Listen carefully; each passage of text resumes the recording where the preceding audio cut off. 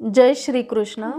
एका चुकीच्या निर्णयामुळे तुमच्या पूर्वजांची पुण्याईही धोक्यात येऊ शकते। कसे ते या श्लोकामध्ये ऐका।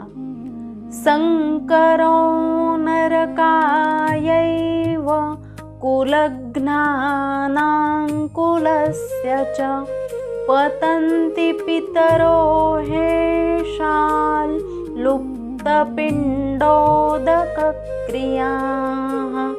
लुप्तपिंडोदकक्रियाः।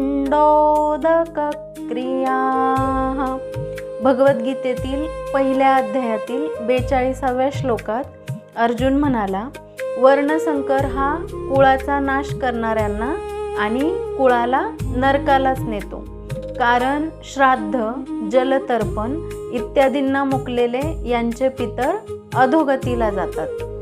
या ठिकाणी अर्जुनाने एक सत्य सांगितले आहे, ज्याकडे आपण अनेकदा दुर्लक्ष करतो। हे युद्ध फक्त त्याचे नव्हते, तर त्याच्या आधीच्या पिढ्यांचेही होते। आज आपणही आपल्या पूर्वजांचे कष्ट आणि संस्कार विसरून फक्त वेगाने धावतोय। पण लक्षात ठेवा, ज्या झाडाची मुळे कमकुवत होतात ते झाड वादळात टिकू शकत नाही। तुमचे कर्म हेच तुमच्या कुळाचे भविष्य ठरवते, म्हणून विचार करून कर्म करत राहा। कमेंट करा, तुम्ही पुढच्या पिढीला संपत्ती देणार की संस्कार। जय श्री कृष्ण। धन्यवाद।